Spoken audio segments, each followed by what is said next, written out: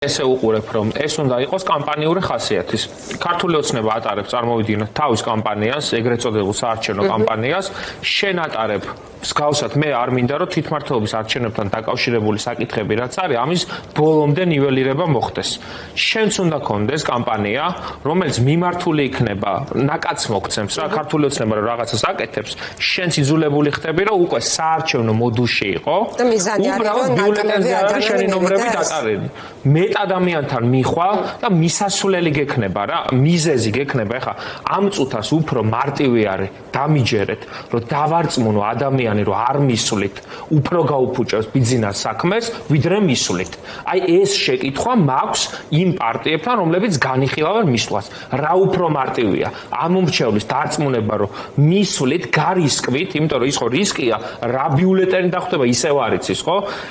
და მით უმეტეს თუ ოპოზიციური პარტიების დიდი ნაწილი არ შედის. ეს გზა არის მიმყვანი ახალ საპარლამენტო არჩევნებამდე. ყოველ შემთხვევაში ამ გზას მეტი შანსი აქვს ახალ საპარლამენტო არჩევნებამდე მიგვიყვანოს, ვიდრე უფასოდ შევარდე და მელაპარაკო მტკვარზე ახალი ხიდების გადებაზე, რომელზეც ვერავის ვერ დაარწმუნებ, რომ რამე შანსი გაქვს, რომ თბილისის მერიის შენობაში შეხვიდე. ხო, ალბათ მუნიციპალურ საკითხებზე დაბას ისედაც არ მოიაზრებს. ხო და მით უმეტეს, ანუ მუნიციპალურ საკითხს არ უნდა იდავან, უნდა იძახონ, რომ სერგო ორჯონიკიძეს ამხობენ, ზვიად გამსახურდიას და მერაბ კოსტავას გამგზელებლები არიან და არჩევნებს უტარებს ირაკლი ყობახიძე, კალანდარიშვილი, რომელზეც მსჯელობენ, რომ შეიძლება ტექნიკურად შეცვალონ და ნახევარი ოპოზიციის ზის ციხეში. და ამ დროს მათივე ამომრჩევლის დიდი ნაწილი დაუჯერებს, რომ საერთოდ რაიმე კეთილსინდისიერების ტესტს აბარებენ ეს პარტიები.